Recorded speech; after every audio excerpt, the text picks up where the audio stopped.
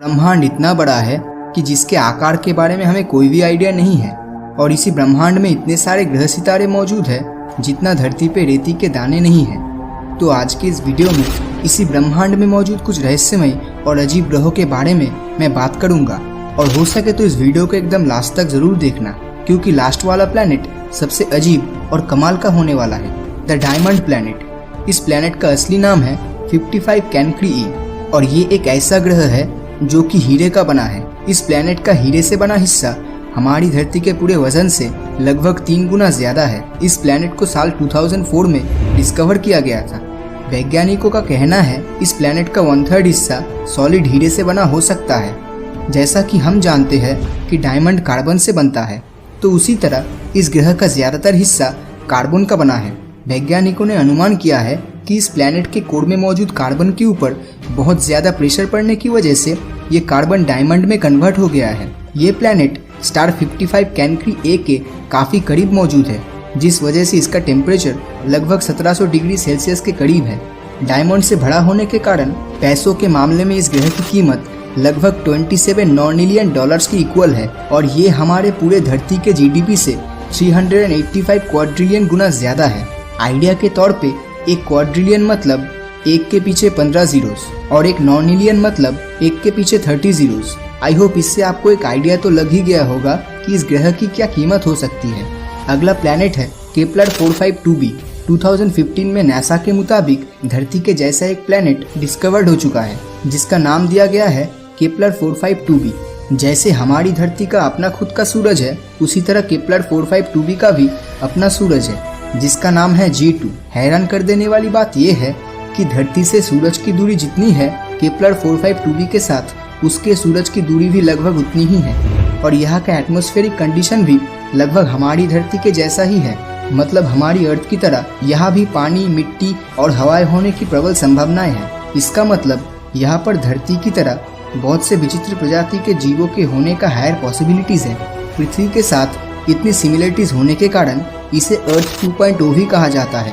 सूरज का एक चक्कर लगाने में धरती को 365 डेज लगता है और वही दूसरी तरफ केपलर 452b को अपने सूरज G2 का एक चक्कर लगाने में 385 डेज जितना समय ले लेता है। मतलब दोनों के रिवोल्यूशन टाइम में सिर्फ 20 दिन का डिफरेंस है।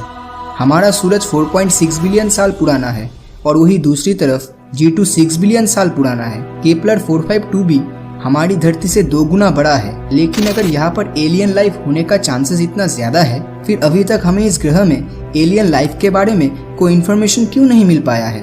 दरअसल धरती से इस प्लैनेट की दूरी लगभग 1400 लाइट ईयर जितनी है। अब आप समझ ही चुके होंगे कि यहाँ तक पहुँचने में आज के टेक्नोलॉजी से बनी स्पेसशिप को कितना ज्यादा समय लग जाएगा।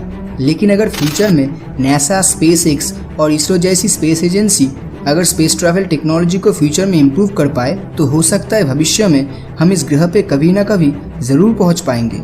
अगर ये दोनों प्लैनेट्स के बारे में जानकर आपको मजा नहीं आया हो, तो जरा इस अगले प्लैनेट के बारे में सुन लीजिए। ये ऐसा प्लैनेट है जहाँ पर बारिश जरूर होती है, मगर वो पानी का नहीं बल्कि कांच की होती है। असल में इस ग्रह का वायुमंडल सिलिका के पार्टिकल से बना है और ये सिलिका रेती में पाया जाता है। और ये कांच की बारिश कोई मामूली बारिश नहीं है, क्योंकि यहाँ पर हवाएं लगभग 8700 किलोमीटर पर आवर के रफ्तार से बहती है। आइडिया के लिए बताना चाहूँगा, ये स्पीड साउंड के स्पीड से लगभग 7 गुना ज्यादा है। सुनकर यकीन नहीं होता है ना, लेकिन सच्चाई यही है। एक सेकंड के लिए इमेजिन कीजिए आप एक ऐसे प्लैनेट पे हो जहाँ पर ये सिलिका पार्टिकल कांच के रूप में आसमान से गिर रही है और वो भी साउंड के स्पीड से 7 गुना ज्यादा तेजी से। ये तो इमेजिन करने में भी डर लगता है। इसके साथ इस ग्रह का तापमान लगभग 930 डिग्री सेल्सियस के करीब है, जो यही सिलिका पार्टिकल को पिघलाकर कांच में कन्वर्ट कर देता है। ये प्लैनेट HD 189773b को बाहर से देखकर कौन बता सकता है कि यहाँ पर कांच की बारिश होती है। अगला प्लैनेट है ग्लीस 436b। इस प्लैनेट को 2004 में डायमंड प्लैनेट के साथ ही डिस्कवर किया गया था। इस ग्रह की खासियत ये है कि ये एक आग में जलने वाला बर्फ का प्लैनेट है। अब ये सुनकर हर कोई बोल सकता है कि भाई ये क्या बकवास कर रहा है, ग्रह पूरा बर्फ से बना है और फिर भी जल रहा है। लेकिन यकीन मानिए फ्रेंड्स, यही इस ग्रह की खासियत है। और इस प्लैनेट का एवरेज टेम्परेचर 450 डिग्री सेल्सियस है। मतलब पूरी तरह बर्फ से ढका हुआ प्लैनेट जिसकी एवरेज टेम्परेचर पानी के बॉइलिंग पॉइंट से 4 गुना ज्यादा है। लेकिन आखिर ऐसा कैसे हो पाया है? असल में इस प्लैनेट का ग्रेविटेशनल फोर्स इतना ज्यादा है कि अगर हाई टेम्परेचर की वजह से बर्फ पिघलकर गैस में कन्वर्ट हो भी जाता है तो वो ऊपर आसमान में जाने की वजह वो ग्रेविटेशनल फोर्स की वजह से सीधा प्लैनेट के अंदर चला जाता है और यही गैस फिर से बर्फ बन जाती है और यही रोटेशन प्रोसेस चलता रहता है और इसी आकर्षण बल के कारण ये एक नॉर्मल ग्रह की तरह भाप में बदल के बारिश भी नहीं ला पाता। इस प्लैनेट का आकार हमारे सोलर सिस्टम में मौजूद नेपच्यून के बराबर है और अपने सूरज का एक चक्कर लगाने में सिर्फ 2 दिन 15 घंटे का समय लेता है। मतलब यहाँ का 1 साल धरती के लगभग 2.5 दिन में ही खत्म हो जाता है। तो अभी तक मैंने जितने भी प्लैनेट्स के बारे में बताया वो सब हमारी धरती से बहुत ज्यादा दूर मौजूद है, लेकिन लास्ट वाला प्लैनेट हमारे सोलर सिस्टम में ही मौजूद है जिसका नाम है टाइटन, जो कि सैटर्न यानी शनि ग्रह का चांद है। जैसे धरती का अपना नेचुरल सैटेलाइट मून है, ठीक उसी तरह सैटर्न का भी अपना मून है जिसे टाइटन कहते हैं। लेकिन इसमें आखिर ऐसी क्या खास बात है? टाइटन का एटमॉस्फेयर इतना डेंस है कि ईयर 2005 से पहले हमें ये पता भी नहीं था कि इसके भीतर की सतह पे क्या क्या मौजूद है। तो 2005 के बाद वैज्ञानिक टाइटन के भीतर की सतह के बारे में जान पाने में सक्षम हुए थे, जो कि कुछ इस तरह दिखता है।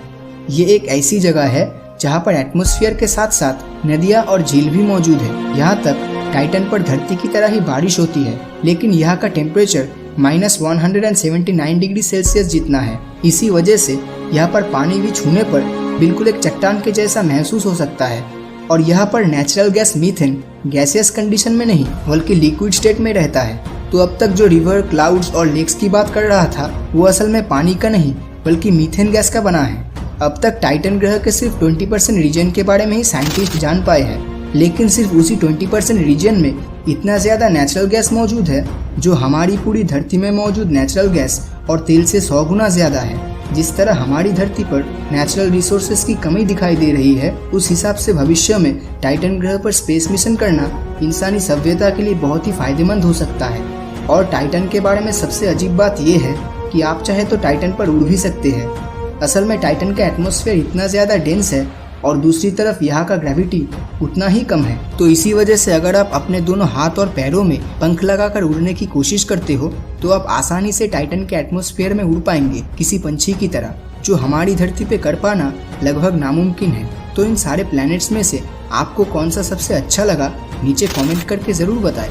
और अगर ये वीडियो आपको अच्छा लगा हो तो इस वीडियो को लाइक और अपने दोस्तों के साथ शेयर करना मत भूलना। और अगर अभी तक आपने हमारे चैनल को सब्सक्राइब नहीं किया है तो सब्सक्राइब करके नोटिफिकेशन बेल को ऑन कर दीजिए, क्योंकि मैं ऐसी ही वीडियोस हर हफ्ते लाता रहता हूँ। तो मिलता हूँ आपसे अगले वीडियो में और हमेशा की तरह थैंक्स फॉर वॉचिंग।